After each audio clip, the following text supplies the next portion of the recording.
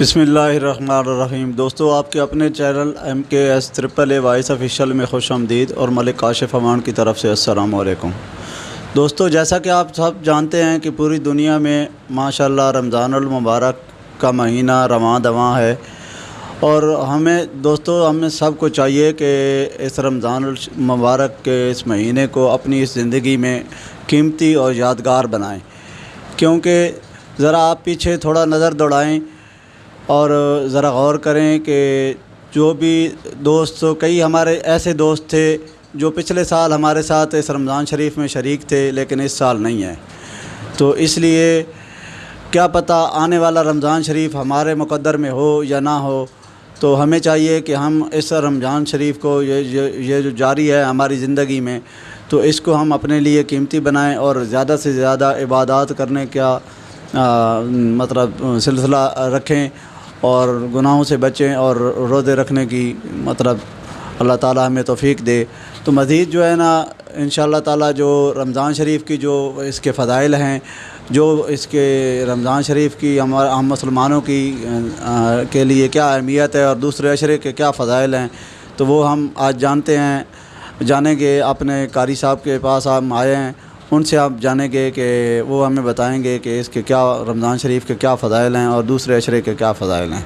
السلام علیکم صاحب، کیا حال؟ وعلیکم السلام۔ شکریہ جناب، ٹھیک ہے جی اللہ آپ سے آج جانیں گے، ہم اپنے ناظرین کو بتانا چاہتے ہیں کہ رمضان شریف کے حوالے سے جو ہے نا رمضان شریف ہم مسلمانوں کی زندگی کے لیے کتنی اہمیت کا حامل ہے، اور دوسرا عشرہ ماشاءاللہ شروع ہو چکا ہے، اور دوسرے عشرے کے کیا کیا فضائل ہیں، کیا کیا اعمال ہیں، وہ آپ تھوڑا ہمارے ناظرین کو بتائیں کہ اس پہ تھوڑی روشنی ڈالیں۔ نحمده ونصلي على رسوله الكريم، اما بعد فاعوذ بالله من الشيطان الرجيم، بسم الله الرحمن الرحيم۔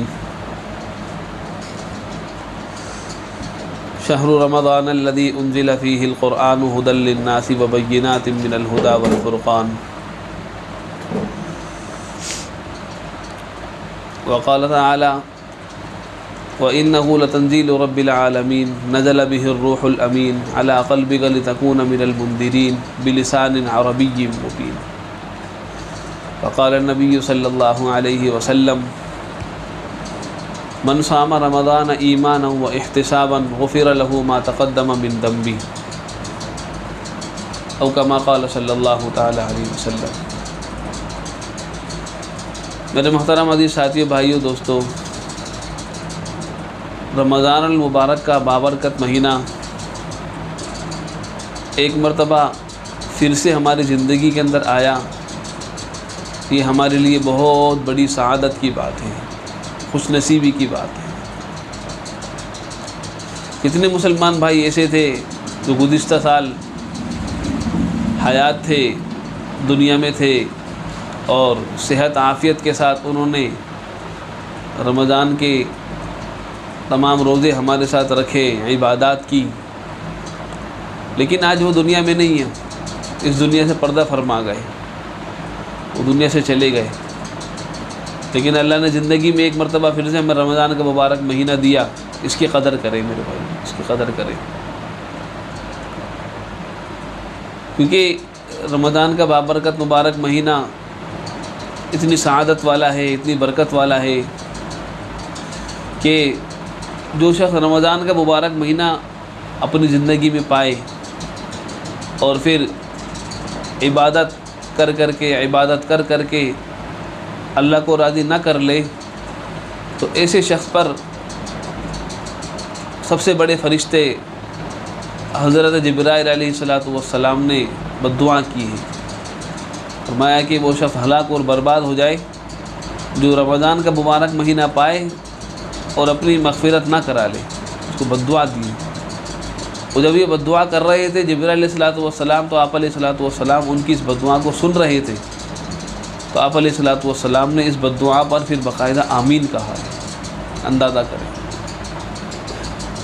کہ ایک طرف تو آپ علیہ السلام کی امت کے ساتھ شفقت اور محبت، لیکن جہاں رمضان المبارک کے بابرکت مہینے کا مسئلہ آیا تو آپ علیہ السلام امتی کے لیے جو بد دعا کی جا رہی ہے اس پر آمین بھی کہتے ہیں۔ اہمیت کا اندازہ لگا رہے ہیں، اتنا اہم مہینہ ہے، ایک ایک لمحہ قیمتی ہے، اس کو ضائع نہیں کرنا، اللہ کی عبادت کرنی ہے، خوب اللہ کی عبادت کرنی ہے۔ جیسے ہی رمضان کا بابرکت مبارک مہینہ شروع ہوتا ہے تو اللہ رب العالمین سرکش شیاطین کو قید کر کے سمندر میں پھینک دیتے ہیں، ان کے گلے میں توق ڈال کر ان کو قید کر دیا جاتا ہے، تاکہ محمد صلی اللہ تعالی علیہ وسلم کی امت کے جو لوگ ہیں ان کے روزوں کو یہ سرکش شیاطین خراب نہ کریں۔ اور جیسے ہی رمضان کا مبارک مہینہ شروع ہوتا ہے تو اللہ رب العالمین اپنی تمام مخلوقات، چاہے وہ پانی کی ہے، ہوا کی ہے، بیلوں کی ہے، سب کو روزے داروں کے لیے دعائے مغفرت میں لگا دیتے ہیں۔ تمام مخلوقات روزے داروں کے لیے دعائیں کرتی ہیں، اور اس مبارک مہینے کے اندر اعمال کا اجر و ثواب بڑھا دیا جاتا ہے، اعمال کا اجر و ثواب بڑھا دیا جاتا ہے۔ ایک فرض کا ثواب 70 فرضوں کے برابر ملتا ہے، اور جو سنت پڑھتا ہے سنت کا ثواب اس کو فرضوں کے برابر ملتا ہے، نفل کا سنت کے برابر ملتا ہے۔ قرآن کریم کی تلاوت کرتا ہے اس کا ثواب بھی بڑا چڑھا کر جو ہے نا انسان کو دیا جاتا ہے۔ عام دنوں کے اندر کوئی شخص اگر باوضو قرآن کریم کا ایک حرف پڑھے سنے تو اس کو 10 نیکی ملتی ہیں، لیکن رمضان کے مبارک مہینے کے اندر یہ ثواب ڈبل ہو جاتا ہے میرے بھائی۔ اندازہ کریں کس قدر اللہ رب العالمین کی رحمت ہماری طرف متوجہ ہے، کس قدر متوجہ ہے۔ اس مبارک مہینے کے اندر بھی اگر ہم اب نیکیوں کو نہ سمیٹیں، نیکیاں نہ کمائیں اور اللہ کا قرب حاصل نہ کریں اور اللہ کی رضا اور خوشنودی حاصل نہ کر لیں تو یہ ہماری ہی میرے بھائیوں پھر کم نصیبی ہے، ہمارے لیے زبردست پھر یہ نقصان ہے۔ کتنا مبارک ایک عمل اللہ رب العالمین نے اس مبارک مہینے کے اندر رکھا ہمارے لیے، تراویح کا عمل مبارک عمل ہے۔ قرآن کریم کی تلاوت کی جاتی ہے، تراویح کے اندر 20 رکعت پڑھی جاتی ہے، کتنا سارا قرآن پڑھا جاتا ہے، اور ایک ایک حرف کے بدلے کتنی ہمیں نیکیاں ملتی ہیں، کتنے حرف پڑھے جاتے ہیں، کتنی آیاتیں پڑھی جاتی ہیں، ایک ایک حرف کے بدلے میرے بھائیوں نیکی، ایک ایک حرف کے بدلے نیکی ہے۔ باوضو تراویح کے اندر ہم ہوتے ہیں، اور باوضو یہ سارا عمل ہوتا ہے۔ نماز کی حالت میں قرآن کا پڑھنا پھر سننا بہت مبارک عمل ہے۔ جب ہم تراویح پڑھتے ہیں تو تراویح پڑھنے کے نتیجے میں 40 سجدے ہمارے اضافی ہوتے ہیں، 40 سجدے اضافی ہوتے ہیں۔ اس کے علاوہ سجدہ تلاوت اگر آ جائے تو وہ سجدہ پھر ایک الگ ہے۔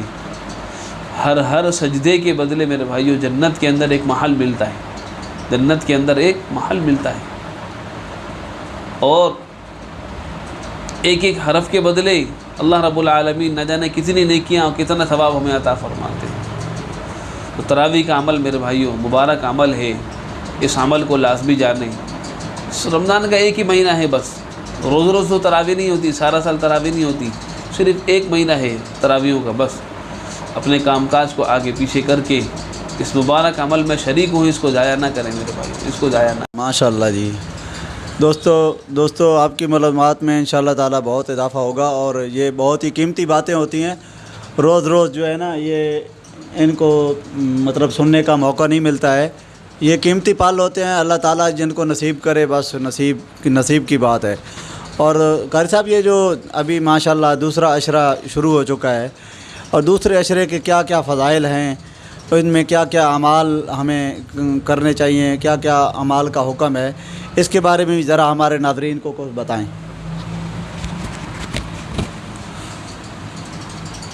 جی دیکھیں، رمضان کا بابرکت مبارک مہینہ، اس کا پہلا عشرہ رحمت کا تھا، وہ گزر گیا۔ ابھی دوسرا عشرہ جو چل رہا ہے یہ مغفرت کا ہے، ٹھیک ہے نا۔ اس عشرے کے اندر دعا ہے جو علماء نے بتائی ہے، بزرگوں سے ہم نے سنی ہے۔ بزرگان دین فرماتے ہیں کہ جی اس عشرے کے اندر ہر مسلمان اللہ رب العالمین کی طرف سے وہ مغفرت کا طلبگار رہے۔ ایک دعا بتائی ہے، یا حی یا قیوم برحمتی کا استغیث، یا حی یا قیوم برحمتی کا استغیث۔ تو ہر مسلمان کو چاہیے کہ اس عشرے کے اندر اس دعا کا کثرت سے اہتمام کرے. افطار کے وقت، تہجد کے اندر جتنی ہو سکے اللہ رب العالمین سے مغفرت طلب کرے کہ اللہ میری مغفرت فرما، تمام مسلمانوں کی مغفرت فرما. ٹھیک ہے نا. تو افطاری کا جو وقت ہوتا ہے بڑا خاص وقت ہوتا ہے. دعائیں اس وقت میں قبول ہوتی ہیں، بجائے وقت ضائع کرنے کے اس وقت جو ہے نا اللہ رب العالمین سے دعائیں کی جائیں، مغفرت طلب کی جائے. تہجد پڑھنے کا رمضان میں بڑا اچھا موقع ہے. ہر شخص تہری کے لیے اٹھتا ہے، تہجد پڑھے، اللہ رب العالمین سے مغفرت مانگے. بس خاص عمل جو ہے نا یہ دوسرے عشرے کا، وہ اللہ رب العالمین سے مغفرت طلب کرنی ہے. چلتے پھرتے یا حی یا قیوم برحمتی کا استغیث اس دعا کو پڑھتے رہیں، چلتے پڑھتے اس دعا کو پڑھتے رہیں. دوسرے عشرے کا جو ہے نا یہ خاص عمل ہے. اللہ تعالیٰ ہم سب کو جو ہے نا خوب عمل کرنے کی توفیق عطا فرمائے. اللہ تعالیٰ ہم سب کی جو ہے نا مغفرت کاملہ. دوستو یہ آج ماشاءاللہ آپ کی معلومات میں کافی جو ہے نا یہ معلوماتی چیزیں ہم مطلب قاری صاحب سے پوچھ کے آپ کو بتا رہے ہیں. اب ہم سوال کریں گے قاری صاحب سے کہ یہ جو رمضان شریف میں صدقات اور فطرانے کا یہ جو ہے اس کا کتنا مطلب آج کے دور میں جو مہنگائی کا یہ عالم ہے اس میں فطرانہ فی آدمی کا اور صدقہ یہ جو زکوٰۃ ہے اور یہ کتنا بنتا ہے، یہ اس بارے میں ہمارے ناظرین کو بتائیں ذرا. نحمدہ و نصلی علی رسولہ الکریم. بھی دیکھیں جیسے میں نے پہلے عرض کیا کہ رمضان کا بابرکت مبارک مہینہ جب آتا ہے تو اللہ رب العالمین اعمال کا اجر و ثواب بڑھا دیتے ہیں. ٹھیک ہے نا. اس مبارک مہینے کے اندر اپنے فطرات، زکوٰۃ، صدقات ادا کریں گے تو اللہ رب العالمین کے یہاں سے ان کا ثواب بھی پھر بڑا چڑھا کر دیا جائے گا. ٹھیک ہے نا. جو صاحب حیثیت ہیں، مالدار ہیں، جن کو اللہ نے نوازا ہے، صاحب نصاب ہیں، ان کے اوپر زکوٰۃ فرض ہے. ٹھیک ہے نا. زکوٰۃ ہر ایک پہ نہیں ہے، جس طرح روزہ ہر ایک پہ فرض ہے، مسلمان عاقل بالغ مرد و عورت کے اوپر روزہ فرض ہے، لیکن زکوٰۃ ہر ایک پہ نہیں ہے، صرف صاحب نصاب کے اوپر زکوٰۃ فرض ہے. اب سوال یہ ہے کہ صاحب نصاب کون شخص ہے؟ صاحب نصاب ہر وہ شخص ہے جس کے پاس 7.5 تولہ سونا ہو، ٹھیک ہے نا، یا 52.5 تولہ اس کے پاس چاندی ہو، یا اس کے پاس اتنے روپے ہوں جس سے وہ 52.5 تولہ چاندی خرید سکے، یا اس کے پاس دکان کے اندر مال تجارت رکھا ہوا ہے، بیچنے کا سامان جو ہے وہ مال تجارت کہلاتا ہے. اگر وہ سارا سامان 52.5 تولہ چاندی کی مالیت کے برابر ہے تو سمجھ لو کہ یہ شخص صاحب نصاب ہے. 52.5 تولہ چاندی ہمارے یہاں آج کے ریٹ کے حساب سے تقریباً وہ بنتی ہے 1,15,500 روپے کی آج کے ریٹ کے حساب سے. اگر کسی کے پاس 1,15,500 روپے آج ہیں کیش اور اس کے اوپر سال گزر گیا ہے تو سمجھ لو وہ شخص صاحب نصاب ہے، اس کو زکوٰۃ دینی چاہیے. کسی کے پاس اگر مال تجارت دکان کے اندر رکھا ہوا ہے، بیچنے کا سامان جو ہے وہ 1,15,500 روپے سے زیادہ کا ہے، سال گزر گیا ہے تو وہ شخص بھی صاحب نصاب ہے، اس کو بھی جو ہی نہ چاہیے اس کی زکوٰۃ ادا کرے. اسی طرح میرے بھائیو سونا ہے، چاندی ہے، اگر یہ کسی خاتون کے پاس یا مرد کے پاس ہیں اور نصاب کو پہنچ رہے ہیں تو اس کو بھی چاہیے کہ ان کی زکوٰۃ ادا کرے. 4 قسم کے اموال ہیں، علماء نے لکھے ہیں جن کے اوپر زکوٰۃ فرض ہوتی ہے. ہر مال کے اوپر زکوٰۃ نہیں ہے. زکوٰۃ جو فرض ہوتی ہے وہ سونا جب نصاب کو پہنچ جائے اور سال گزر جائے. دوسرے نمبر پہ ہے چاندی، جب وہ نصاب کو پہنچے اور اس کے پر جو ہے نا سال گزر جائے زکوٰۃ فرض ہے. تیسرے نمبر پہ مال کیش، یعنی کہ کیش روپیہ اس کے پاس رکھا ہوا ہے، چاہے گھر میں ہے، جیب میں ہے یا اکاؤنٹ کے اندر ہے، اگر وہ مال کیش نصاب کو پہنچ رہا ہے تو اس کے اوپر بھی جو ہے نا وہ زکوٰۃ فرض ہے، اس کو زکوٰۃ ادا کرنی چاہیے. چوتھے نمبر پہ ہے مال تجارت، جو سامان بیچنے کے لیے اس نے گودام میں رکھا ہے، دکان کے اندر رکھا ہے فروخت کے لیے، اگر وہ نصاب کو پہنچ رہا ہے یعنی کہ 1,15,500 روپے کا ہے آج کے دن کے حساب سے تو اس کو بھی زکوٰۃ اس کی ادا کرنی چاہیے. یہ 4 قسم کے اموال ہیں جن کے اوپر زکوٰۃ آتی ہے: سونا، چاندی، کیش اور مال تجارت. نصاب پورا ہو جائے، نصاب کو پہنچ جائے یہ مال تو ان کی زکوٰۃ ادا کریں۔ باقی جو رہائشی گھر ہے اس کے پر کوئی زکوٰۃ نہیں ہے، کارخانے کی جو پراپرٹی ہے اس کے پر کوئی زکوٰۃ نہیں ہے، مشینری ہے اس کے پر کوئی زکوٰۃ نہیں ہے۔ اسی طرح اگر باڑا ہے جانوروں کا، بھینسوں کا، اس کے پر جو بھینسیں ہیں، گائے ہیں، اگر وہ ہمارے ذاتی خرچ پہ کھاتی ہیں، ہم ان کے کھلانے کا خرچ خود اٹھاتے ہیں تو ان کے پر بھی زکوٰۃ نہیں ہے۔ ذاتی استعمال کی گاڑی ہے اس کے پر نہیں ہے، مشینری ہے، نوکر ملازم وغیرہ ہیں، ان کے پر کوئی زکوٰۃ نہیں بنتی۔ صرف جو آمدن ہے، باڑے سے آمدن ہو رہی ہے، اسی طرح جو ہے نا وہ کارخانہ ہے، فیکٹری ہے، اس سے جو آمدن ہو رہی ہے اس کے اوپر زکوٰۃ آتی ہے۔ وہ بھی اس صورت میں آتی ہے جب وہ جمع ہو جائے اور نصاب کو پہنچ جائے۔ آمدنی آ رہی ہے باڑے سے، کارخانے سے، بس کھا رہے ہیں اور جمع پیچھے کچھ بھی نہیں ہو رہا، تو اس صورت میں پھر زکوٰۃ نہیں آتی۔ زکوٰۃ صرف اسی کیش کے اوپر آ رہی ہے جو جمع ہو گیا، سال ہو گیا اور نصاب کو پہنچ رہا ہے، ٹھیک ہے نا۔ سال بھر میں جو کھا لیا پی لیا اس کے اوپر کوئی زکوٰۃ نہیں آتی۔ اسی طرح دکان کے اندر مال تجارت رکھا ہے تو اس کا حساب کر لیں کہ بمائے منافع کی یہ سارا مال آج جو میری دکان کے اندر رکھا ہوا ہے کیا یہ کتنے کا ہے۔ جتنی اس کی مالیت بن رہی ہے تو 2.5% کے حساب سے اس کی زکوٰۃ ادا کریں۔ 2.5% کا مطلب ہوتا ہے 1,00,000 پہ 2,500 روپے، ٹھیک ہے نا، اس کی زکوٰۃ آتی ہے۔ اسی طرح زیورات ہیں، اگر سونا چاندی دونوں ملا کے ہیں اور ان کی مالیت 1,15,500 روپے ہے تو ان کا حساب کروائیں سنار سے۔ سنار جو ہے نا وہ خود ہی حساب کر کے ٹانکا وغیرہ کاٹ کے جو ہے نا خالص سونا کتنے کا ہے، خالص زیورات آپ کے کتنے کے بتا دیں گے، تو 1,00,000 پہ 2,500 روپے کے حساب سے ان کی بھی زکوٰۃ ادا کریں۔ اسی طرح فطرے کا عمل ہے، ٹھیک ہے نا، جو صاحب حیثیت ہیں، مالدار ہیں، جیسے میں نے بتایا صاحب نصاب ہیں، ان کے اوپر فطرہ آتا ہے، وہ اپنی جو ہے نا جان کا فطرہ ادا کریں۔ جب اپنا فطرہ ادا کریں گے تو جو نابالغ بچے ہیں ہمارے ان کا بھی فطرہ ادا کریں، ٹھیک ہے نا۔ فطرہ آج کل جو بن رہا ہے وہ ہمارے یہاں کے حساب سے علماء نے جو بنایا ہے وہ بتایا ہے 210 روپے، 210 روپے گندم کے حساب سے بن رہا ہے، ٹھیک ہے نا۔ باقی جو کا حساب الگ ہے، کشمش کا الگ ہے، کھجور کا حساب الگ ہے۔ میں گندم کے حساب سے بتا رہا ہوں، گندم کے حساب سے جو ہے نا وہ فطرہ بن رہا ہے 210 روپے۔ تو جو صاحب حیثیت ہیں، مالدار ہیں، جن کو اللہ نے نوازا ہے تو وہ فطرہ بھی ادا کریں۔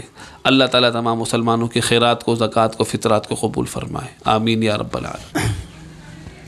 جی دوستو، ماشاءاللہ میں امید کرتا ہوں کہ آپ اگر یہ ویڈیو پوری دیکھیں گے تو انشاءاللہ تعالیٰ آپ کی معلومات میں بہت ہی اضافہ ہوگا انشاءاللہ تعالیٰ۔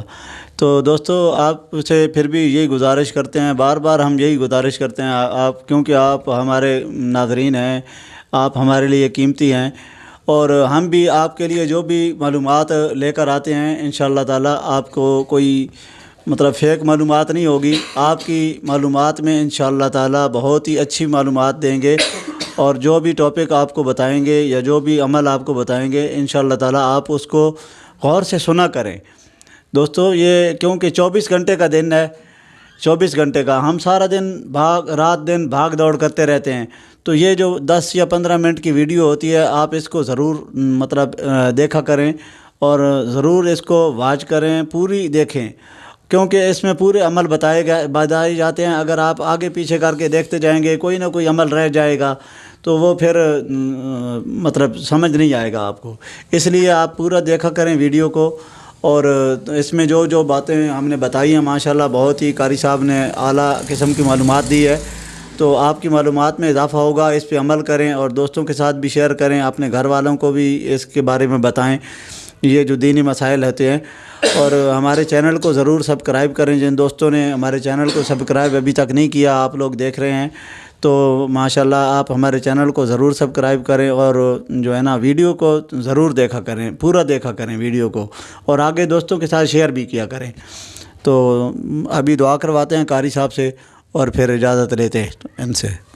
جی بسم اللہ الرحمن الرحیم، اللہم صلی علی سیدنا و مولانا محمد وعلی آل سیدنا و مولانا محمد مبارک وسلم، رب اغفر وارحم وانت خیر الراحمین۔ یا اللہ جو کچھ کہا گیا سنا گیا اس کے عمل کرنے کی توفیق عطا فرما۔ رمضان کا بابرکت مبارک مہینہ ہے، اللہ خوب نیک عمل کرنے کی توفیق عطا فرما۔ رمضان کے مبارک مہینے کے اندر یا اللہ محرومیوں سے ہم سب کی حفاظت فرما، یا اللہ خوب نیک عمل کرنے کی توفیق عطا فرما۔ جو صاحب حیثیت ہیں، مالدار ہیں، ان کو یا اللہ اپنی جو ہے نا زکوٰۃ اور فطرات ادا کرنے کی توفیق عطا فرما۔ یا اللہ یا اللہ مغفرت ہم سب کو جو ہے نا اپنی مغفرت کا پروانہ ہم سب کو عطا فرما. یا اللہ وقت کا ضائع کرنے سے ہم سب کی حفاظت فرما. تراویح پڑھنے کی توفیق عطا فرما. تمام مسلمانوں کے حل پر اللہ رحم فرما. ملک پاکستان کی حفاظت فرما. فوج پاکستان کی حفاظت فرما.